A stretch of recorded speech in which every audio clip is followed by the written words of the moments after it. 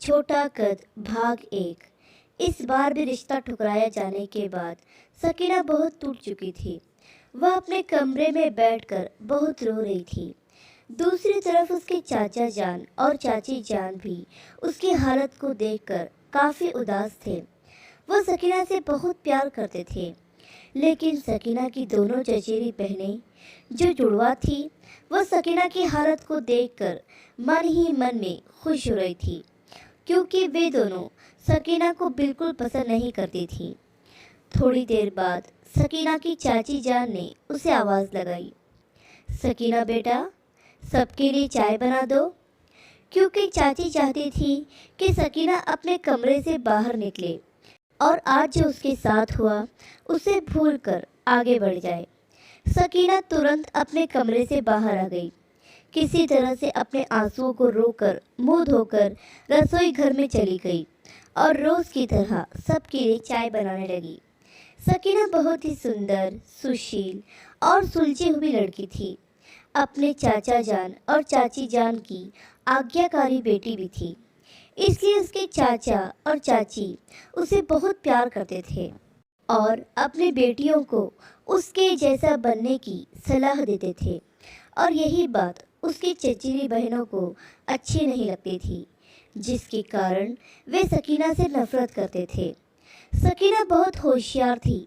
उसने अपना ग्रेजुएशन पूरा कर लिया था, लेकिन चाची की तबीयत खराब होने के कारण वह आगे नहीं पढ़ पाई और जल्द ही घर की जिम्मेदारी अपने कंधों पर ले ली।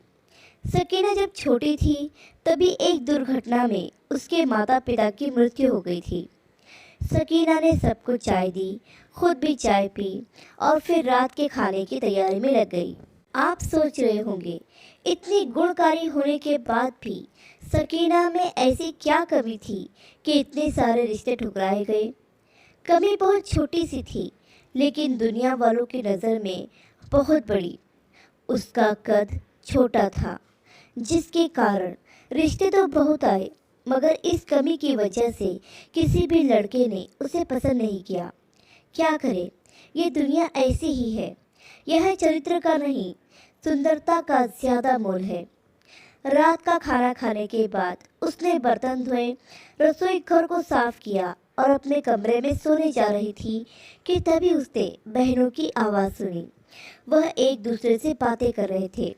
उसकी एक बहन सबा ने कहा, मुझे लगता है अब इस नाटी की शादी नहीं होगी और कहीं इसके चक्कर में हम कुंवारे न मर जाए।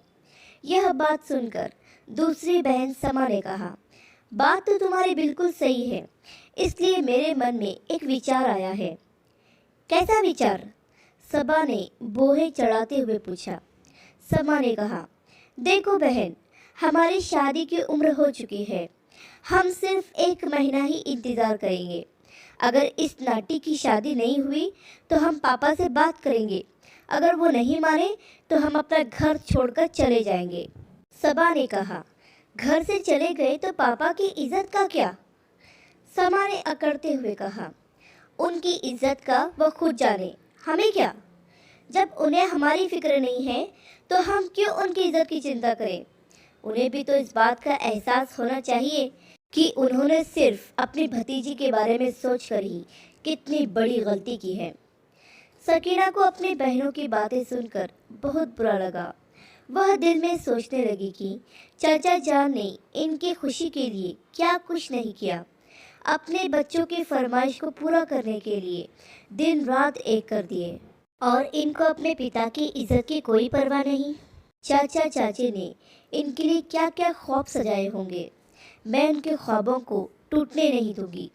यह दोनों भले ही मुझसे नफरत करती हो, मुझे कितना भी बुरा भला कहे, लेकिन मैं इनको इस तरह चाचा जान की इज्जत उछालने नहीं दूंगी।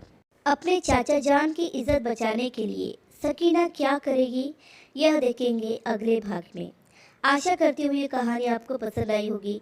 इस कहानी पर आपकी क्या राय है हमें कमेंट करके ज़रूर बताइए। कहानी पसंद आई हो तो लाइक और शेयर करना बिल्कुल भी ना भूलिए। चैनल पर नए हो तो चैनल को सब्सक्राइब ज़रूर कीजिए। कहानी सुनने के लिए आपका बहुत बहुत धन्यवाद।